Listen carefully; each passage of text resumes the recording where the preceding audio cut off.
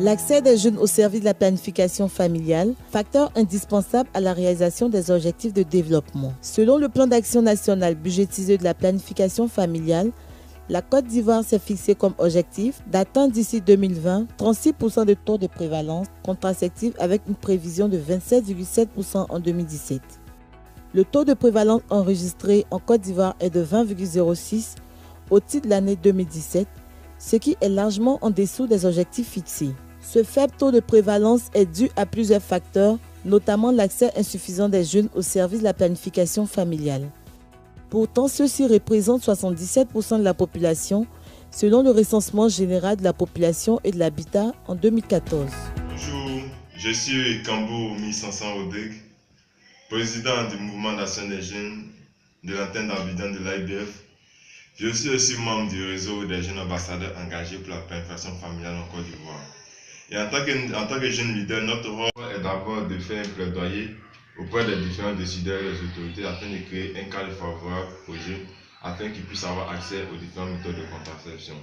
À côté de cela, nous faisons aussi la sensibilisation, la communication de masse afin que tous les jeunes de Côte d'Ivoire puissent avoir accès aux différentes méthodes de contraception et aussi avoir l'information que ces méthodes-là existent. Car c'est vraiment important. Il peut bien avoir les méthodes de contraception, mais si les gens n'ont pas l'information, ça devient compliqué. Donc c'est là notre rôle afin de les sensibiliser pour qu'ils puissent avoir accès à ces différentes méthodes de contraception.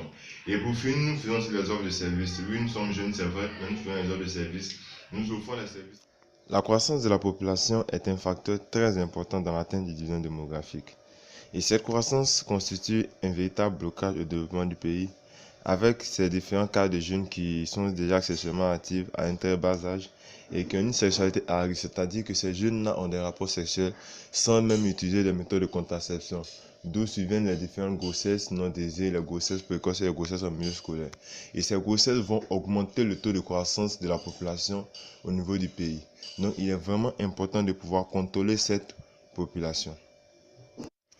Pour mieux contrôler cette croissance rapide de la population, il est important de pouvoir faire adopter la planification familiale à l'ensemble de la population, qui va permettre d'espacer et de limiter les naissances. Aussi, la planification familiale présente plusieurs avantages sur le plan économique, sur le plan social, sur le plan environnemental et au niveau de la santé. Ainsi, la croissance de la population ayant été maîtrisée, le dividende démographique pourra être atteint. Par ailleurs, le véritable défi qui est le majeur est l'acceptation de la planification familiale par la population et la disponibilité des différents produits de contraception. D'où l'État ainsi que les différents acteurs dont nous en faisons partie doivent encore fournir assez d'efforts afin que la communication soit axée sur les méthodes de contraception et que les produits soient disponibles dans les différents centres de santé afin que tous les jeunes et toute population désirant utiliser une méthode de contraception puissent en avoir.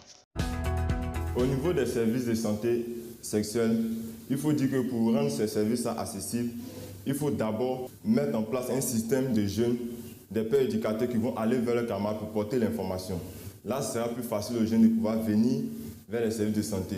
Et aussi essayer de multiplier les services de santé dans chaque zone pour que ce soit plus facile aux jeunes. Au niveau même du service de santé, au sein du service, il faut aussi mettre à disposition les méthodes de contraception pour qu'à chaque fois que les jeunes viendront, ils puissent avoir accès à ces produits-là.